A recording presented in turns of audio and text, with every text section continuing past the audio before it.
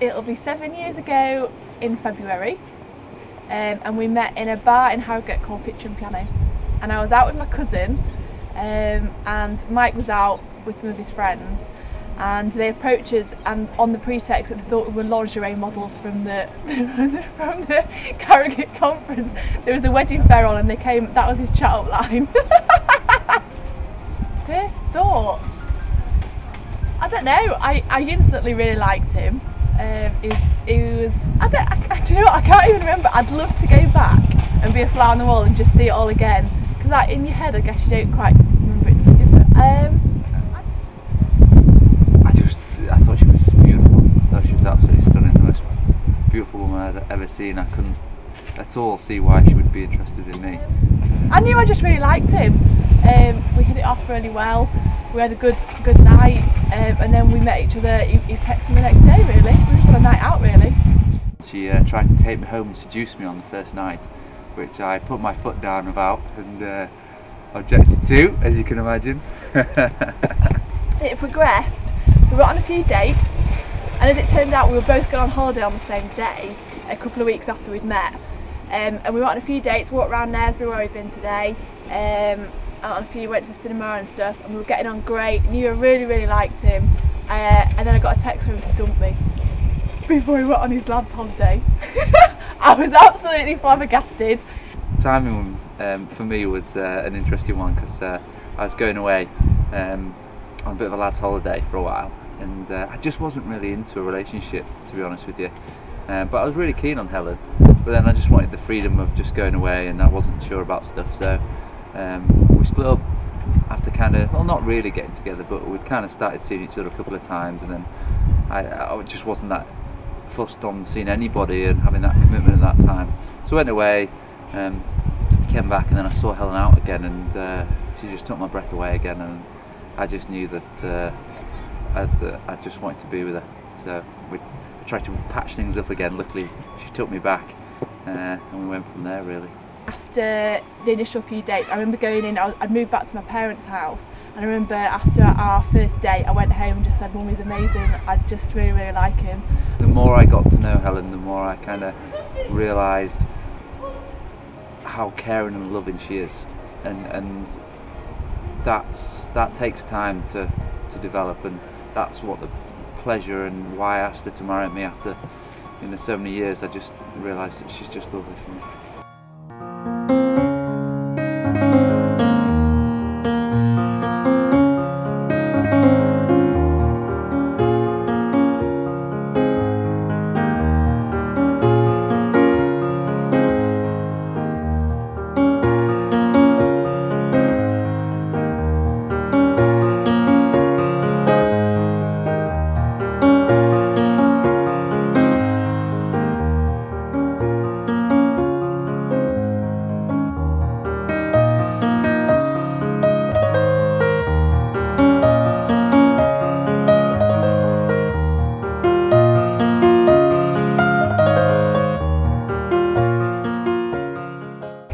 So we were on holiday in America. I'd planned it quite in advance actually. In fact, I got the idea in March. Me and her cousin's husband Andy, who we're good friends with, were cycling the Lake District, and that's when the moment came to me that I wanted to ask her to marry me. So anyway, I planned it, and I got the ring, been to see Helen's dad, and got everything kind of ticked, but I didn't know where we were going to be in the moment. So I kind of took everywhere we went for the first few days. I had the ring with me, and then she fell off a bike in the first couple of days and kind of put a bit of a fly in the ointment, but I still really wanted to do it. So I was going to do it on that day because we were cycling, weather was lovely, but then obviously when she fell off it wasn't going to work. So I kind of told Andy, who'd be carrying the champagne in his backpack and the whole way, and me with a ring in my bag to kind of hold fire, and I knew we'd go to Yosemite, so I thought I'd wait till then.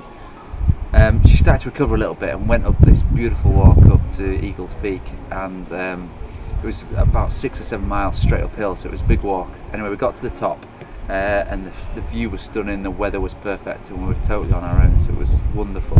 So about 200 metres from the summit, I said, right Andy, this is it, get ready with the champagne. So he did. He'd give me a bit of stick, a bit of banter, and then anyway we walked up the rest of the hill, and there's like a raised rock that you can sit on the top and it drops down for miles. And I said, okay, let's go up there. So I went and sat on the top on this very big rock and kind of put my feet down and said, hey Helen, come on, come sit up here with me.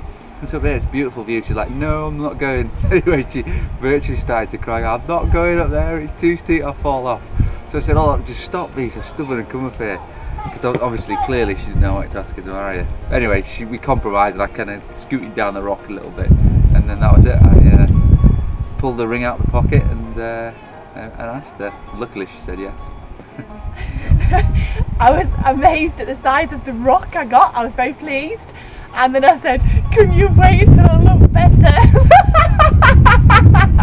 Looking forward to my wedding day. I'm looking forward to getting married. I'm looking forward to spending the time with our family and friends, and this one I'm just looking forward to getting married to Mike, really. The whole day is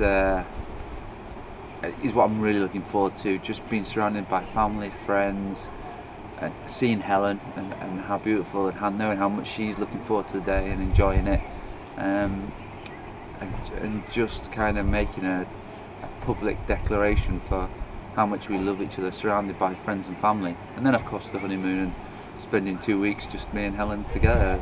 That's what I'm looking forward to. In the future I'd like to have a family, and just grow all together, really. A lot, just more of the same. I mean, I just want to keep laughing with her and joking and just, sharing life with her.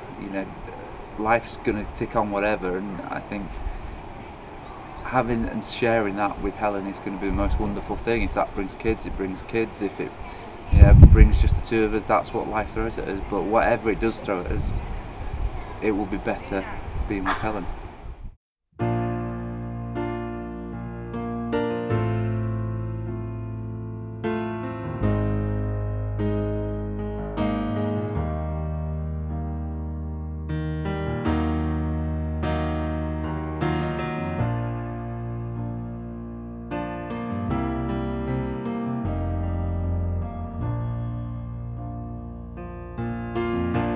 When the rain is blowing in your face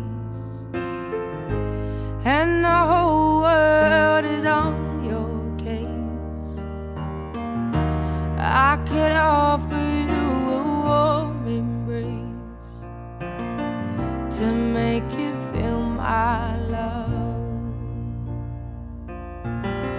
When the evening shadows and the stars appear, I love you with all my heart, and I can't wait to be your wife. I absolutely love you, babe, and I am the proudest man in the world to have you as my wife. It's my absolute pleasure. I go hungry, I go black and blue, I go crawling down the avenue. No, there's nothing that I wouldn't do to make you feel my love.